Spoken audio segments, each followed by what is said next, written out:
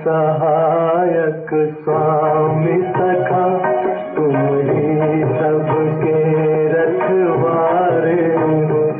जिसका कोई आधार नहीं, उसके तुम एक सहारे हो। तुम्हार सहायक स्वामी सखा, तुम ही सबके रखवारे हो।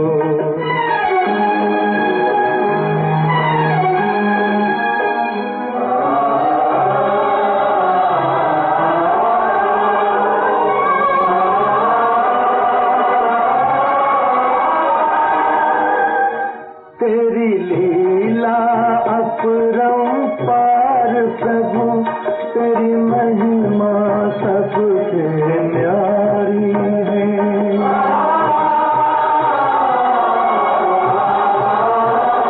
जब जब धरती पर पाप बढ़ा, तूने ही खुदा ठारी है। इस जीवन के अंधियारे में बस एक तुम ही उजियारे हो।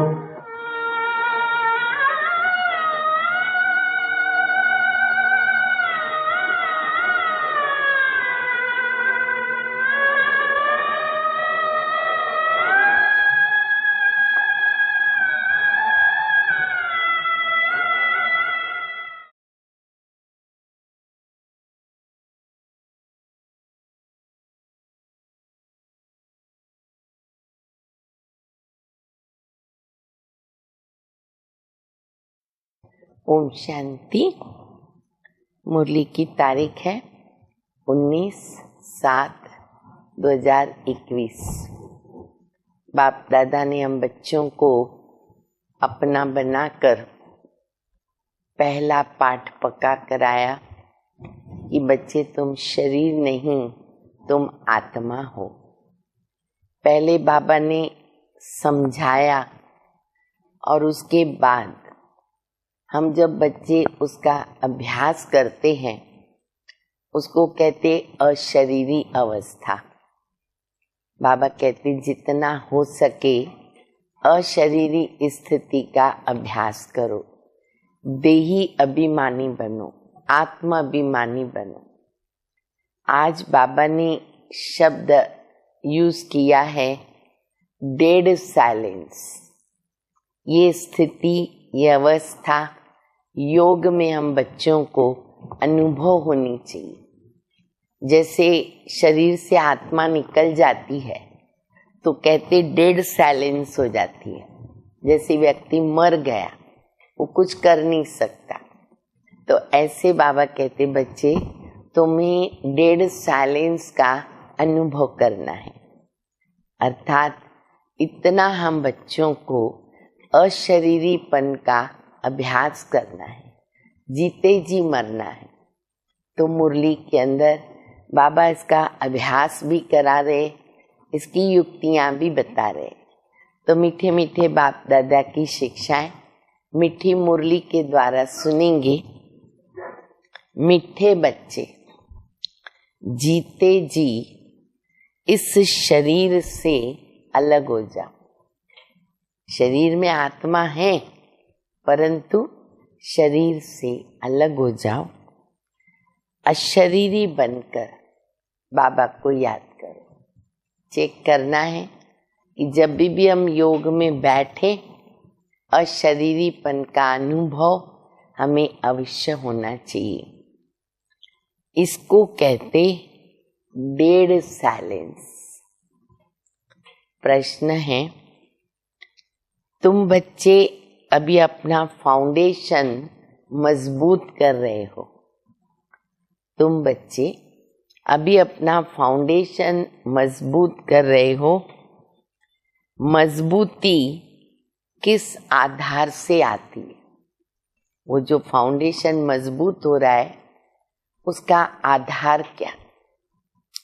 उत्तर है पवित्रता के आधार से। मजबूती का आधार पवित्रता।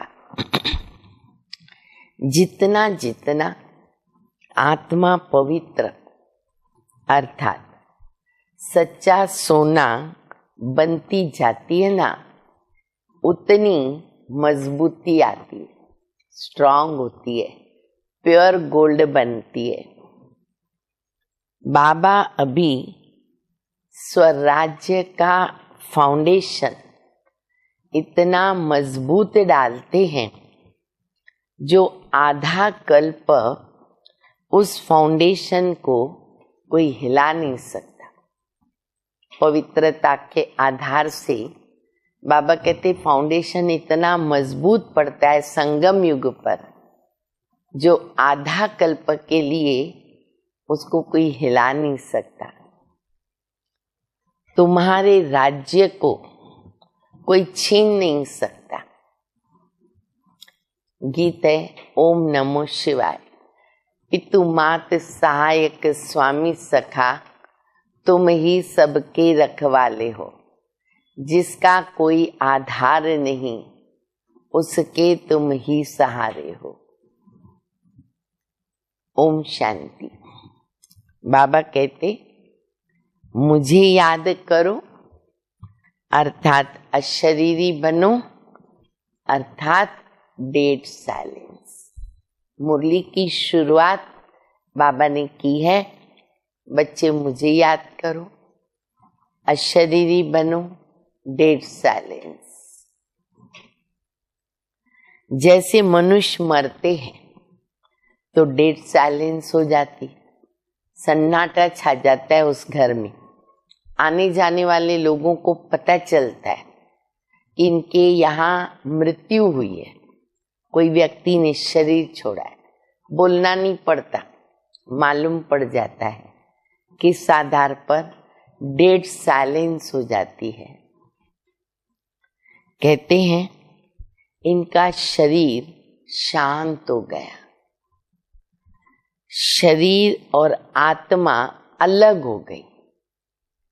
उस शरीर से तो आत्मा बाहर निकल गई, यानी वो खत्म हो गया। यहां भी तुम बच्चे जब बैठते हो तो उसको डेड साइलेंस कहा जाता है। जीते जी अशरीरी बन जाओ, अपने को आत्मा समझो, बाबा को याद करो। तुम जानते हो ये सच्ची शांति, ये है सच्ची शांति। क्योंकि आत्मा अपने शांत स्वरूप में स्थित हो जाती है, अपने स्वधर्म में स्थित हो जाती है। वो लोग शांति को नहीं जानते, डेड साइलेंस का अर्थ भी नहीं जानते। डेड साइलेंस क्यों कहते हैं? याद दिलाते हैं कि वो मर गया, शांत हो गया। तुम भी मर जाओ, तुम भी शांत हो जाओ। हमारा मरना न्यारा और प्यारा। आत्मा शरीर में है, लेकिन हम बच्चे अनुभव करते। अब तो जो समय चल रहा है और जो सभी बच्चे तपस्या कर रहे, लक्ष्य सामने है कि जल्दी संपन्न बनना है, तो बच्चों को बहुत अच्छे अच्छे अनुभव होते, तो अशरीरी बनते जाएं और वो समय आएगा कि आत्मा शरीर से उड़ जाएगी, पंछी उड़ जाएगा, बाबा के पास पहुंच जाएगा। बड़े बड़े लोग गांधी की समाधि पर जाते, कई महापुरुषों की समाधि बनी हुई रहती है। बाबा ने गांधी का मिसाल दिया कि उनके समाधि पर जाते हैं तो क्या करते हैं। वहां जाकर कहेंगे डेड साइलेंस, अर्थात शांति में बैठो। ऑटोमेटिक मुख बंद हो जाता, शांत हो जाते। समाधि पर जाएंगे, शांति का अनुभव करेंगे। तुमको भी मालूम है, हम आत्मा शांत स्वरूप है, दुनिया को तो पता नहीं। हम अपने स्वरूप में टिक जाते हैं। हमारा स्वधर्म है शांति। देखो बाबा कितना अच्छा अभ्यास करा रहे। हमारी आत्मा शांत स्वरूप है। अगर ये हम बच्चों को निरंतर स्मृति रहे तो अशांति नहीं हो सकती। माया, परिस्थिति, समस्या हमें अशांत नहीं करेगी। उनको तो ये पता ही नहीं, इसलिए शांति मांगते हैं। आत्मा कहती है शांति चाहिए। आत्मा अपने स्वधर्म को भूली हुई है। वास्तव में आत्मा का तो स्वधर्म शांत है। फिर आत्मा क्यों कहती है अशांति है?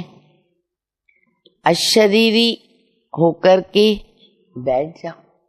बाबा कहते सबसे पहला अभ्यास है अशरीरी होकर के बैठना, अशरीरी स्थिति का अभ्यास करना।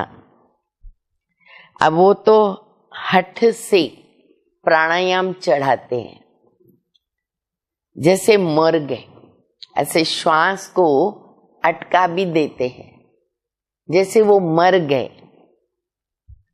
तो उसको कहा जाता आर्टिफिशियल शांति। वो है आर्टिफिशियल शांति, कुछ क्षणों के लिए।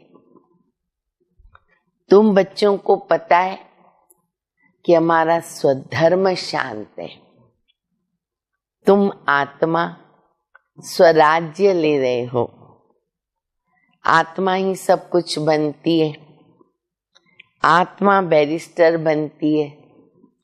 आत्मा कहती है हमको राज्य चाहिए। आगे भी राज्य लिया था बाबा से, अब फिर लेने आए हैं। मनुष्य देह अभिमान में है तो दुख में है। अब तुम बच्चे समझते हो कि हम आत्मा है। अभ्यास करते जाओ। जैसे जैसे बाबा बता रहे हैं ना, उसी स्थिति में स्थित होकर के बाबा की मुरली सुने। हम आत्मा हैं, अपने परम पिता परमात्मा से स्वराज्य लेने आए हैं।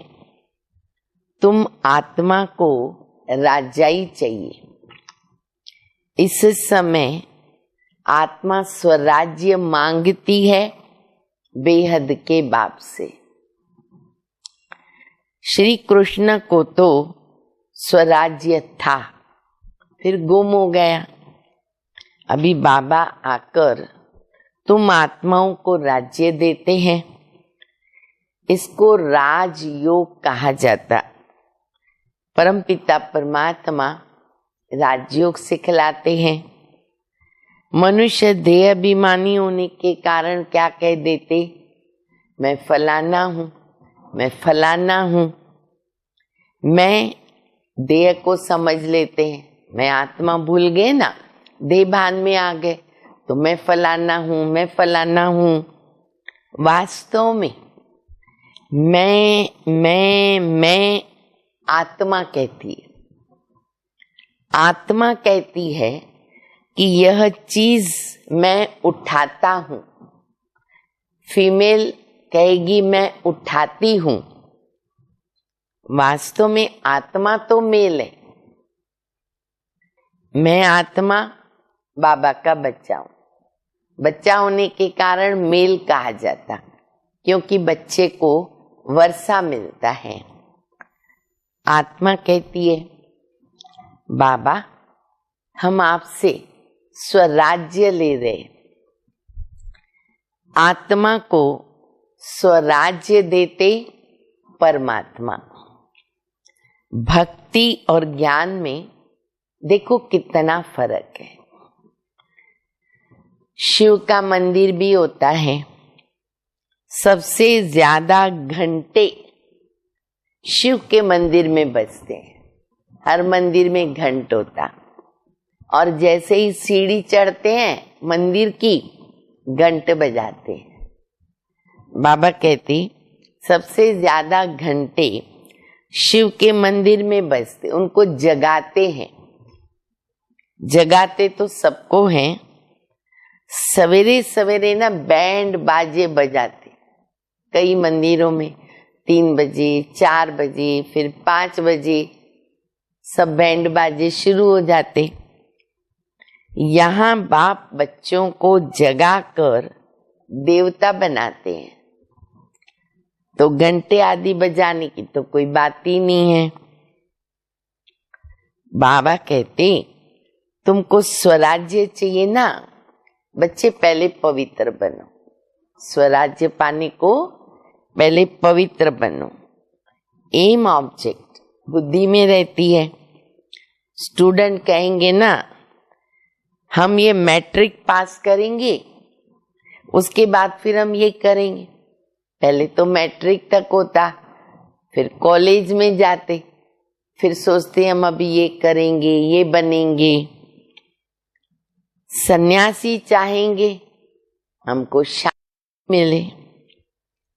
एक कहानी है, हमेशा बाबा शांति के ऊपर एक कहानी सुनाते, सबको पता है, आज भी बाबा सुना रहे। रानी के गले में हार पड़ा हुआ था, लेकिन वो ढूंढ रही थी बाहर। शोर मचा दिया महल में, हार गुम हो गया। जब आईने के आगे खड़ी हो गई तो देखा मेरा हार मेरे गले में छिपा हुआ पड़ा है। कई बार हमारे से ऐसे हो जाता, हाथ में कलम है, कोई वस्तु है, हम ढूंढते रहते हैं। प्रैक्टिकल में सबको अनुभव है। तो बाबा कहते शांति तो हमारे गले का हार है, आत्मा का स्वरूप है, आत्मा का स्वधर्म है, लेकिन ढूंढते कहाँ हैं? जंगलों में जाकर ढूंढते हैं, घर से बाहर चले जाते हैं। तो वो रानी ढूंढती थी बाहर, तो वह भी शांति को बाहर ही ढूंढते हैं ना। परंतु आत्मा तो स्वयं ही शांत स्वरूप है। आत्मा अपने स्वधर्म को भूल करके अपने को शरीर समझ के बैठी है। तो बाप से स्मृति दिलाते कि बच्चे तुम आत्मा, हम भूल गए ना, तो बाबा से स्मृति दिलाते। एक और भी इसके ऊपर कहानी है। एक राजा का बच्चा बचपन में पिताजी के साथ शिकार करते करते गुम हो गया। बाप अलग हो गया, बेटा अलग हो गया, बहुत ढूंढा, मिला नहीं। फिर बच्चे को, राजकुमार को भेड़ियों का संग मिला। जंगल था तो क्या हुआ, बच्चा भेड़िए के संग में रहते रहते भेड़िए जैसा हो गया। उसका रहन सहन, खान पान सब भेड़िए की तरह। अब राजा ने तो अपने बच्चे को ढूंढना चालू रखा था। अचानक उनको वो बच्चा मिल गया। अब बच्चा मिल गया तो उसको महल में लेके आए। अब उसका तो भेड़िए टाइप का सब रंग रूप और रहन सहन था ना, तो राजा को एक टीचर रखना पड़ा, शिक्षक रखना पड़ा। वो उसको रोज पढ़ाता था, पक्का कराता था कि तू भेड़िया नहीं, तू राजकुमार है। तुम भेड़िया नहीं, तुम राजकुमार। अब आत्मा के अंदर संस्कार थे राजकुमार के, उनको फिर इमर्ज करना पड़ा। सिखा कर इमर्ज किया। फिर बहुत समय के बाद वो राजकुमार के उस पोस्ट पर उस रीति से अपने असली स्वरूप में आया। ठीक इसी प्रकार हम बाबा के बच्चे आत्माएं द्वापर युग से भेड़ियों के संग अर्थात विकार के संग, रावण के संग में भेड़िए जैसे बन गए, देह अभिमानी बन गए। तो बाबा हमको अपना बनाकर ढूंढ तो लिया बाबा ने, फिर बाबा टीचर बनकर हमें रोज पढ़ा रहे। क्या पढ़ाते? बच्चे, तुम शरीर नहीं, तुम आत्मा हो। तुम शरीर नहीं, तुम आत्मा हो। आत्मा का स्वरूप शांत है, आत्मा का स्वधर्म शांत है। ऐसे बाबा रोज पक्का कराते। तो हम बच्चों को स्मृति आती गई और अभी हम शांत स्वरूप बन गए। तो इस प्रकार से बाबा कहते हैं कि वो रानी की कहानी है। आत्मा अपने स्वधर्म को भूल चुकी। अभी बाबा स्मृति दिला रहे कि तुम आत्मा हो। तुम आत्मा ने 84 जन्म भोगे। अब यह बातें दूसरा तो कोई समझा न सके। बाबा कहते, तुम अपने जन्मों को नहीं जानते हो, मैं बताता हूँ। तुम तो ब्रह्मा कुमार कुमारियां हो। बाप ने समझाया है, सिवाय पवित्रता के ज्ञान की धारणा हो नहीं सकती। कहते हैं ना, फिर बाबा ने एक बहुत अच्छी कहावत बताई है। कौन सी? शेरनी का दूध सोने के बर्तन में ठहरता है। अज्ञान काल में भी कहते हैं, शेरनी का दूध सोने के बर्तन में ही ठहर सकता है, या उसके लिए सोने का बर्तन चाहिए। तो बाबा का जो ज्ञान दूध है अमूल्य, वो जैसे शेरनी का दूध है। लेकिन कहाँ पर ठहर सकता?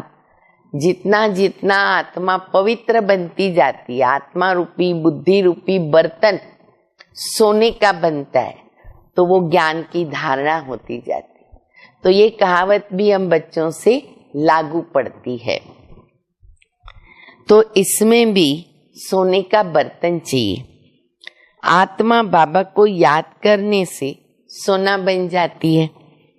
बाप भी तो सच्चा सोना है। आत्मा बाबा को याद करती है, ज्ञान आ जाता है। तुम सच्चा सोना पवित्र थे। ये ज्ञान का असर किसको होता नहीं। बाबा कहते, मैं तुम आत्मा को स्वराज्य देता हूँ। ये स्वराज्य मिलेगा तब जब पुरानी सृष्टि का अंत होता है और नई सृष्टि की आदि होती है। मनुष्यों को हद की राजाई है, बेहद की राजाई मनुष्यों को कभी मिलती नहीं।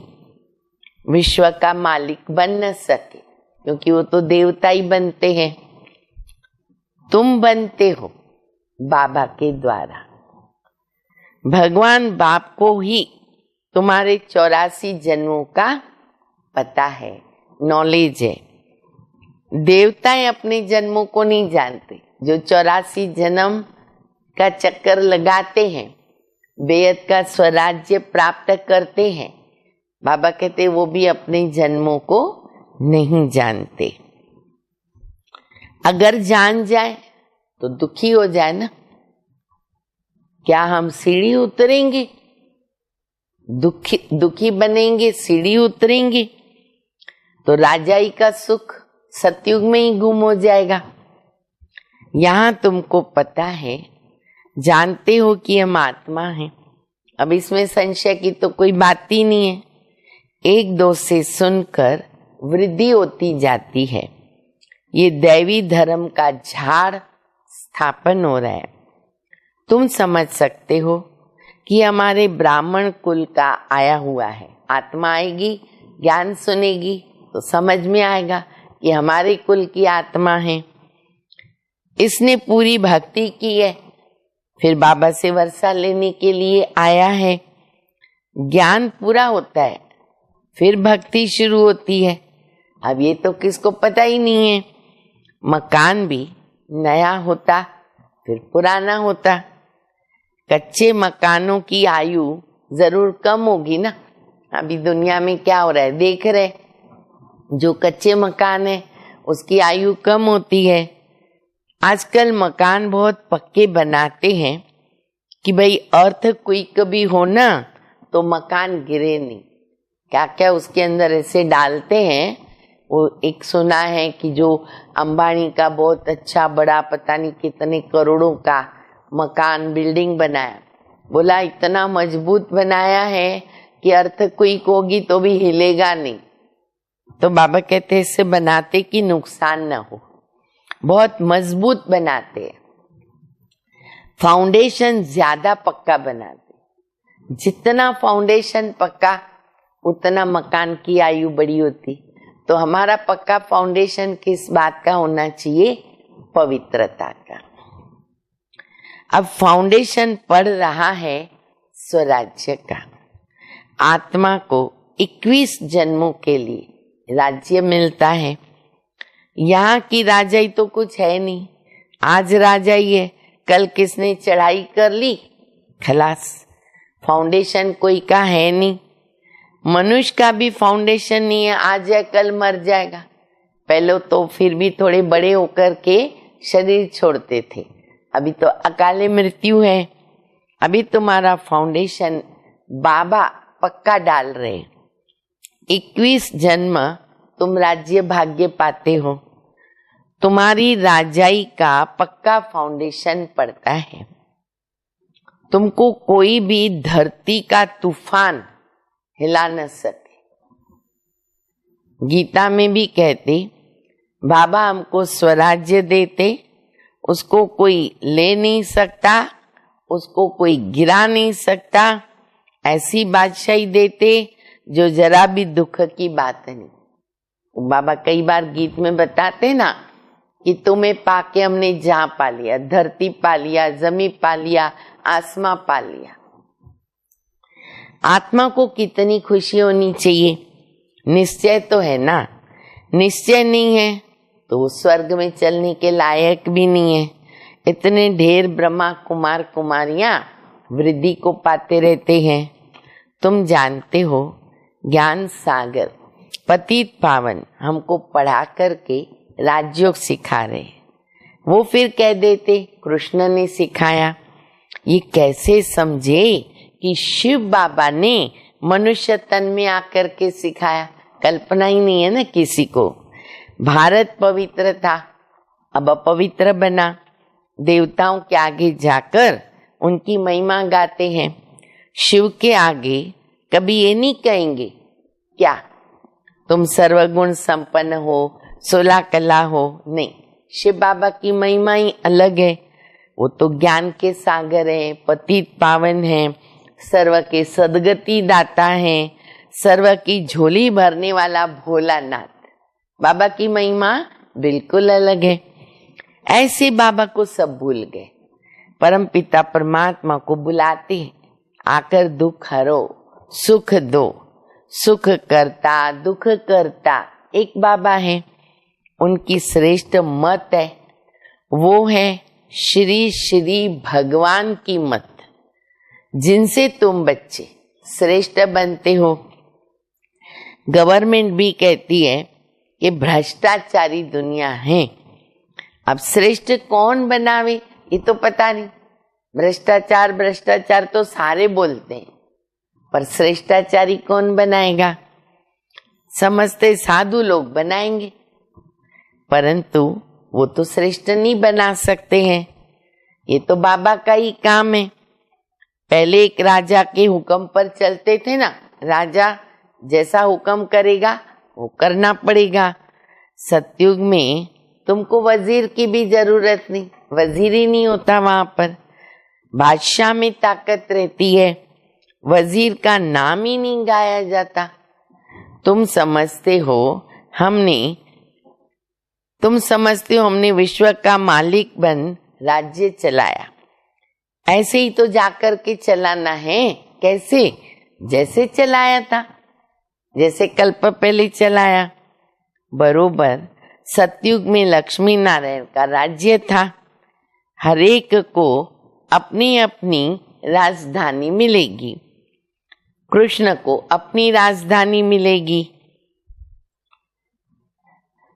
दूसरे भी तो राजाएं होते हैं ना। अब मुख्य तो एक लक्ष्मी नारायण रहेंगे, लेकिन दूसरे भी चाहिए साथ में। कम से कम 8 तो हैं। अष्टरत्न गाए गए ना, अष्टभुजा गाई, तो उतने वो मुख्य होते हैं। फिर 8 के बाद आएंगे 108। आगे चलकर न पता पड़ेगा सब रस्म रिवाज बाबा बताते हैं। ऐसे नहीं कि जो पिछाड़ी में ज्ञान देना है वो बाबा अभी दे देगा। जो जिएंगे बाप ज्ञान देता रहेगा, जो जिएंगे वो पाएंगे। देना है, ड्रामा में नूंद है, परमात्मा का अभी पार्ट है, ये ज्ञान देने का पार्ट अभी नूंदा हुआ है। बाबा कहते आगे चलकर तुम बहुत समझने वाले हो, दिन प्रतिदिन समझाते रहते, यह भी पता चले कि हम वहाँ राजधानी कैसे करेंगे, स्वयंवर कैसे होता है। अभी तो रोज भट्टी में क्लास चलता है ना, वहां पर दिखाते हैं, सुनाते हैं कि देवता दादी जो थे उनको बाबा ने पूरा दिखाया कि स्वयंवर कैसे होता है। तो सुन के जाते भट्टी वाले। तुम ध्यान में जाते थे, वैकुंठ में जाकर देखते थे कैसे वहां सोने के महल है, सोना ही सोना है। अपने को पारसपुरी में देखते हो, सोने की ईंटों के मकान बन रहे, समझते थोड़ी थोड़ी ईंट लेकर के जाए, फिर जब ध्यान से नीचे उतरते देखेंगे तो हाथ में कुछ भी नहीं। मीरा भी ध्यान में अपने को रास करती हुई कृष्ण के साथ देखती थी। तुम सूक्ष्म वतन में जाते हो, वहां हड्डी मांस तो होता नहीं, फरिश्ते बन जाते हैं। ब्रह्मा का भी सूक्ष्म शरीर देखने में आता है, यही फरिश्ता बन जाता, साकार ब्रह्मा फरिश्ता बनते। तुम बगीचा भी देखते हो, बाबा सब साक्षात्कार कराते। तुम कहते हो बाबा ने हमको सूबी रस पिलाया, सूबी रस पिलाते। अब सूक्ष्म वतन में तो पिला न सके, फल फूल वैकुंठ में तो बड़े फर्स्ट क्लास होते हैं। सूक्ष्म वतन में बगीचा थोड़ी, तो साक्षात्कार होता है। तुम बताते हो कि बगीचे में गए, वहां पे प्रिंस था, वो तो वैकुंठ हो गया ना। वैकुंठ के वैभव यहाँ मिल न सके, वहां तो फर्स्ट क्लास वैभव होते हैं। बाबा कहते हम तुमको वैकुंठ का मालिक बनाते, यहाँ तो दुख ही दुख है। कोई ऐसा मनुष्य नहीं जो ये कहे कि हे भगवान, जो ये न कहे कि ये भगवान हमको दुख से छुड़ा। हर एक पुकारता है, दुख में याद करते हैं। कृष्ण के पुजारी कहेंगे, कृष्ण के पुजारी होंगे तो वो क्या कहेंगे? हाँ, तो बाबा कहते वो कहेंगे कृष्ण कहो, कृष्ण कहो। हनुमान के पुजारी कहेंगे हनुमान की जय। यहाँ बाबा कहते निरंतर मुझ बाबा को याद करो, ऐसा याद करो जो अंत काल में बाबा ही याद रहे। काशी कलवट खाते थे, उनमें किए हुए पापों की महसूसता आती, जैसे जन्म जन्मांतर की सजाएं भोगते हैं, बहुत पाप किए। इसको कहा जाता है पापात्माओं की दुनिया। आत्मा पापी है, आत्मा बाबा को पुकारती है, हे परम पिता परमात्मा, हे परम धाम के रहने वाले शिव बाबा। उनका असली नाम तो एक ही है ना, वो है आत्माओं का बाप। रुद्र के साथ शालिग्राम शब्द शोभिता नहीं, शिव और शालिग्राम वो शोभता है। शिव का मिट्टी का लिंग बनाते तो शालिग्राम भी बनाते, पतित पावन तो वही है। यहाँ यज्ञ भी रचते हैं। भारत सबसे ऊंचे, परंतु देवता धर्म को भूल गए। तुम्हारा है देवी देवता धर्म, वह तो चला आना चाहिए। हिंदू तो कोई धर्म नहीं, देवता धर्म वाले सतो रजो तमो में आते हैं। जब तमो में आ जाते तो अपने को देवता तो नहीं कह सकते। वास्तव में हिंदू तो कोई धर्म नहीं है, तो समझाया जाता है कि तुम देवी देवता बन सकते हो, आकर के समझो। क्या कहते? फुर्सत कहाँ है हमको? बाबा कहते हम तुमको अपना बनाते, किसी लिए शांति सुख का वर्षा देने। कोई परिवार आपस में इकट्ठे रहते ना, बहुत प्यार से चलते हैं, सबकी कमाई इकट्ठी होती है, कोई हंगामा नहीं होता है। परंतु उनको स्वर्ग तो नहीं कहेंगे, कई ज्वाइंट फैमिली प्यार से चलती है। सतयुग में एक भी घर में बीमारी नहीं, दुख नहीं, अरे नाम ही स्वर्ग है, वहां सब सुखी रहते हैं। बाप से तुम सदा सुख का वर्षा लेते हो, तुमको ज्ञान मिला है। कहते बाबा आप पतित पावन हो, हमको भी पावन बनाओ। बाप के साथ तुम बच्चे भी खुदाई खिदमतगार बनते हो। अच्छा, मीठे मीठे सिकिल दे बच्चों प्रति माता पिता बाप दादा का याद प्यार गुड मॉर्निंग। रूहानी बाप की रूहानी बच्चों को नमस्ते। हम रूहानी बच्चों की रूहानी बाप को, माता पिता बाप दादा को याद प्यार गुड मॉर्निंग और नमस्ते। धारणा के लिए मुख्य सार है, पहला स्वराज्य लेने के लिए पवित्रता का फाउंडेशन अभी से मजबूत करो। पवित्रता का फाउंडेशन, जैसे बाप पतित पावन हैं, ऐसे बाप के समान पावन बनना है। दूसरा है अपने शांत स्वधर्म में स्थित रहना है। जितना हो सके देह अभिमान छोड़ देह अभिमानी होके रहना है। डेड साइलेंस अर्थात अशरीरी रहने का अभ्यास करना है। वरदान है अपने अनादि आदि स्वरूप की स्मृति से निर्बंधन बनने और बनाने वाले मर जीवा भव। जैसे बाप लोन लेता है, बंधन में नहीं आता, ऐसे आप मरजीवा जन्म वाले बच्चे शरीर के संस्कारों के स्वभाव के बंधनों से मुक्त बनो। जब चाहे जैसा चाहे वैसे संस्कार अपने बना लो। जैसे बाप निर्बंधन है, ऐसे निर्बंधन बनो। मूल वतन की स्थिति में स्थित होकर फिर नीचे आओ। अपने अनादि आदि स्वरूप की स्मृति में रहो।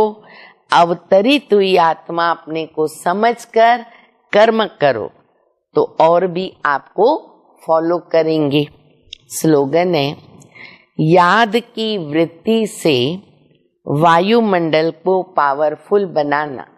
याद की वृत्ति से वायुमंडल को पावरफुल बनाना, यही है सच्ची मनसा सेवा। और ये मनसा सेवा की सफलता बहुत अच्छी मिलती है। अच्छा, ओम शांति।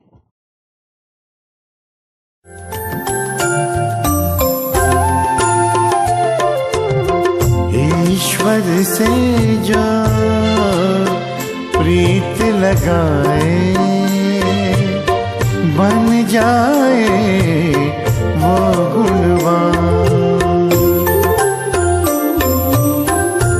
ईश्वर से जो प्रीत लगाए बन जाए वो गुणवान। उच्च विचार शुभ कर्मों से, उच्च विचार शुभ कर्मों से जग में बनता सबसे महान। जग में बनता सबसे महान। ईश्वर से जो प्रीत लगाए बन जाए वो गुणवान। बन जाए